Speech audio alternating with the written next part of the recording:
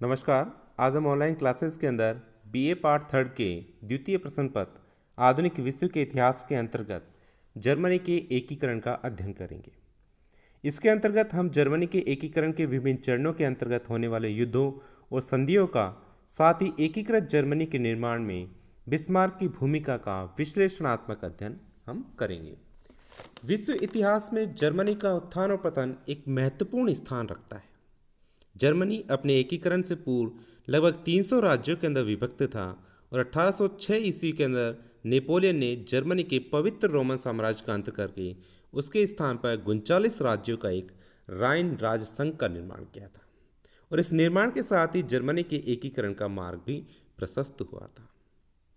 Germany के एकीकरण में बिस्मार्क की एक अहम भूमिका रही है।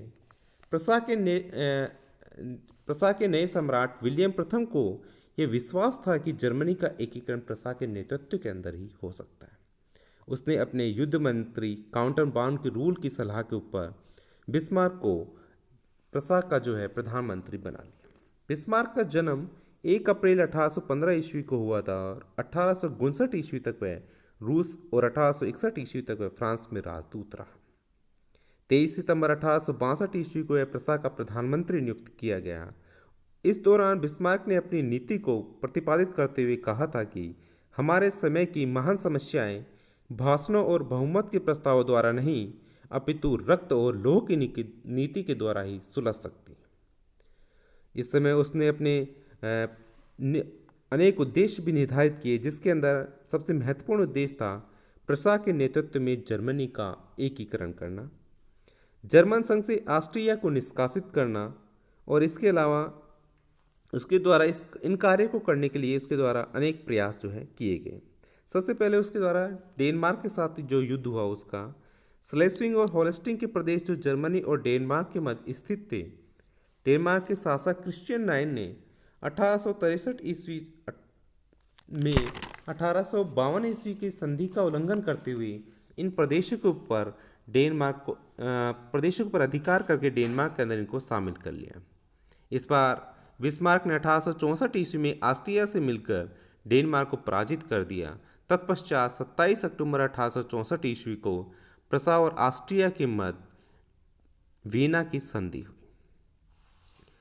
डचियों के प्रश्न को लेकर ऑस्ट्रिया और प्रसा के मध्य 14 अगस्त 1865 को एक नई संधि भी की गई, जो गेस्टाइन की संधि के नाम से जानी जाती है। इस संधि के अंतर्गत स्लेस्विंग पर प्रसा का अधिकार को मान लिया गया, साथ ही हॉलस्टीन पर ऑस्ट्रिया का अधिकार मान लिया गया। वहीं प्रसा ने लाइनबर्ग का जो प्रदेश है वो ऑस्ट्रेलिया से खरीद लिया। इसके पश्चात इस समय बिस्मार्क जानता था कि ऑस्ट्रिया को पराजित किए बिना जर्मनी का एकीकरण संभव नहीं हो सकता। इसलिए उसने अनेक महाशक्तियों के साथ, तत्कालीन जो महाशक्तियाँ थी उनके साथ उसने सहायता लेने का आवश्यक उनको समझा।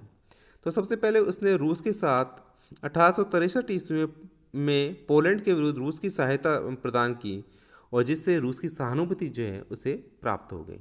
वहीं उसने फ्रांस के शासक से ऑस्ट्रिया और प्रसा के युद्ध के मध्य तटस्थ रहने का वचन ले लिया और इसके बदले में उसने राइन का प्रदेश देने का वादा किया।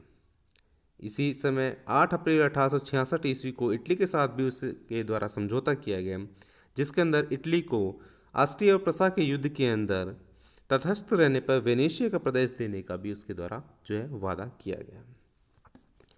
इसके बाद ऑस्ट्रिया ने प्रसा के विरुद्ध युद्ध की घोषणा कर दी और यह युद्ध सेडोवा के युद्ध के नाम से जाना जाता है। इसके पश्चात ऑस्ट्रिया को हार का सामना करना पड़ा और इस युद्ध को 7 सप्ताह का युद्ध भी कहा जाता है। इस युद्ध के पश्चात दोनों के मध्य 23 अगस्त 1866 ईस्वी को प्राग की संधि हो गई और इस संधि के अंतर्गत प्रसा को स्लेस्विंग, हॉलस्टीन और हेनोवर आदि के राज्य हैं इसे प्राप्त हुए। वहीं पर पुराना जो जर्मन संघ राज्य है वो समाप्त कर दिया गया और इस समय जो पूर्व वादे के अनुसार इटली को वेनेशिया का प्रदेश वो प्रसा के द्वारा दे दिया गया।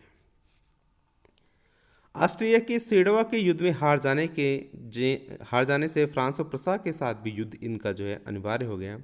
और अगर देखें तो इस युद्ध के कुछ महत्वपूर्ण कारण रहे हैं, जिसके अंदर सबसे महत्वपूर्ण कारण था कि फ्रांस के साथ समझौता करने के उपरांत भी ऑस्ट्रेलिया और प्रसा के सेडोवा के युद्ध के अंदर तटस्थ रहने पर भी बिस्मार्क के द्वारा फ्रांस को राइन का प्रदेश नहीं दिया गया। बिस्मार्क ने नेपोलियन थर्ड की हॉलैंड से लक्समबर्ग खरीदने की योजना को भी असफल कर दिया। नेपोलियन थर्ड अपनी प्रतिष्ठा भी नियंत्रण बढ़ाना चाहता था, इसके लिए भी वह प्रसा को जो है परास्त करना चाहता था। इसके अलावा एक अहम और तत्कालीन कारण यह भी था कि स्पेन के उत्तराधिकार का प्रश्न था मूल रूप से, जिसके अंदर बिस्मार्क स्पेन पर अपने भाई लियोपोल्ड्स को बैठाना चाहते थे, वहीं फ्रांस इसका निरंतर विरोध कर रहा था। तो ऐसी कंडीशन के अंदर इन दोनों के मध्य सेडान का युद्ध हुआ 1870 ईस्वी में। 15 जुलाई 1870 को फ्रांस द्वारा प्रसा के विरुद्ध युद्ध की घोषणा कर दी गई।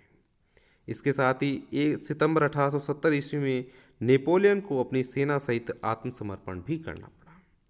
इस दौरान 4 सितंबर 1870 ईस्वी को फ्रांस में गणतंत्र की स्थापना हो गई। इसके साथ ही 28 जनवरी 1871 को पेरिस के पतन के साथ ही युद्ध समाप्त हो गया और इसके उपरांत 10 मई 1871 ईस्वी को फ्रांस और प्रसा के मध्य फ्रैंकफर्ट की संधि हुई। युद्ध के दौरान ही 18 जनवरी 1871 ईस्वी को बिस्मार्क ने वर्साय के शीश महल के अंदर एकीकृत जर्मन संविधान की घोषणा की। इस दौरान विलियम प्रथम को जर्मनी का नया सम्राट बनाया गया और बिस्मार्क को नए साम्राज्य का प्रथम चांसलर नियुक्त किया गया। तो इस प्रकार जो जर्मनी का एकीकरण है वो विभिन्न चरणों के अंतर्गत हुआ है, जिसके अंदर बिस्मार्क की एक अहम भूमिका इसके अंदर रही है। उसके द्वारा जर्मनी के एकीकरण के लिए डेनमार्क के साथ, ऑस्ट्रिया के साथ और फ्रांस के साथ निरंतर युद्ध करने पड़े हैं और जिसके पश्चात वो एकीकृत जर्मनी के स्थापना करने के अंदर सफल रहे हैं। इस संदर्भ के अंदर प्रसिद्ध इतिहासकार कैटलाबी का कथन है कि फ्रांस और प्रसा के युद्ध ने जर्मनी को यूरोप की मालकिन और बिस्मार्क को जर्मनी का स्वामी बना दिया। धन्यवाद।